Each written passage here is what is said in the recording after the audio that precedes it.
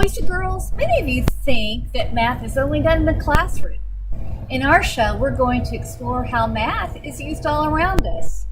We'll practice doing mental math in everyday situations and learn how to solve a word problem in a very easy way.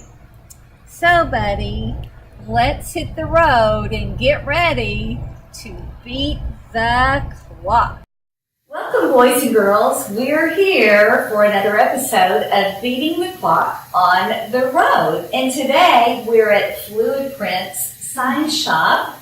And we have two wonderful girls here. We have Allie and we have Harper. And we also have their mom. And I'm wondering if you could ask your mom a question about math. How do you use math every day?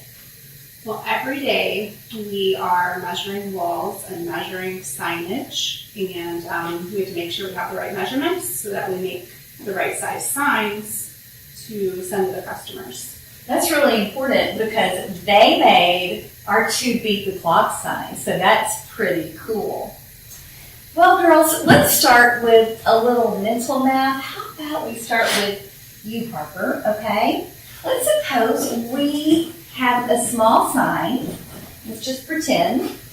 And what if the sign is $5 each? If you had 3 of them, how much would it cost? $15. Well, how did you know $15? Tell the boys and girls. Because I know that 5 plus 5 equals 10, and I know 10 plus 5 equals 15. Good, well, let's make it harder. Let's suppose that each sign cost $10. How much would that be? $30. Well, can you tell the boys and girls how you got that?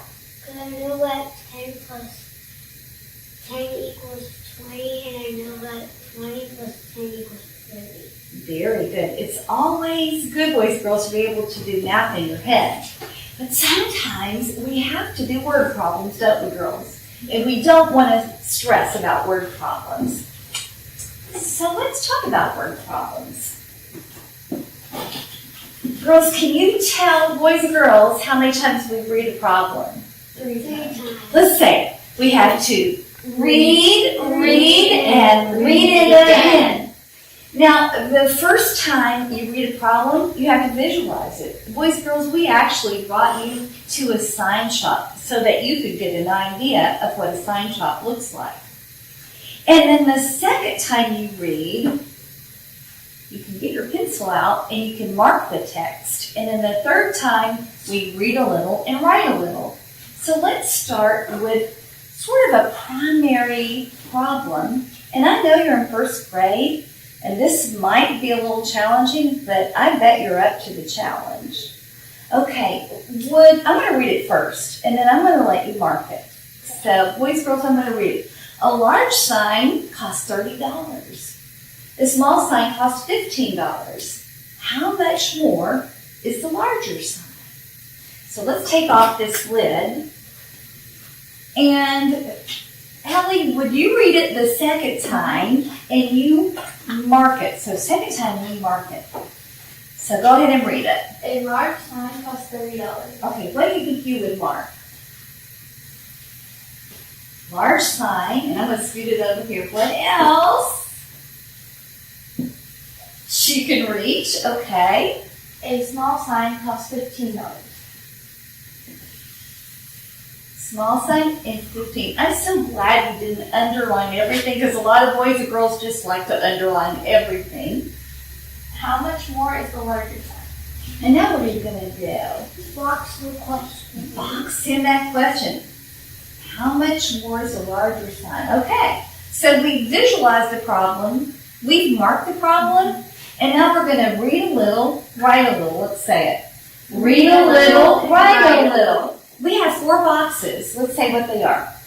I know, I need, work, and sent. So if you just draw out that grid, I know, I need, work, and sense, it's going to take the stress out of the problems.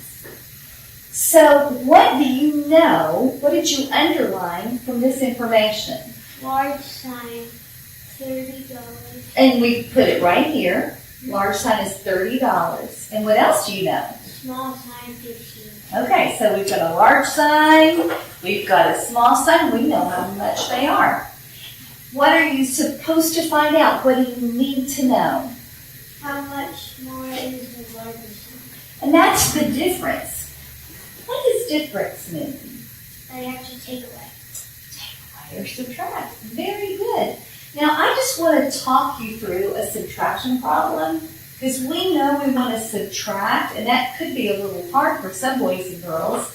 So what about if you broke 15 apart? Could we break 15 apart Yes. into a 10 and a, let's do that.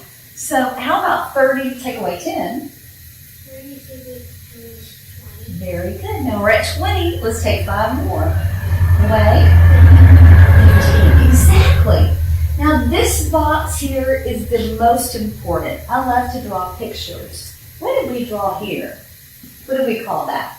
Hopping.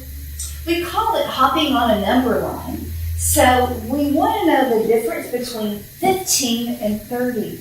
We like to hop to friendly numbers. So if we jumped from 15 to 20, how many jumps would that be? 15 to 20 is... How many jumps would that be? That'd be 5 jumps. Okay, now we're at 20 and we jumped to 30. How many jumps would that be? 10. So count those jumps and that would be 30. 15. 5 and 10 is 15 jumps. Excellent job.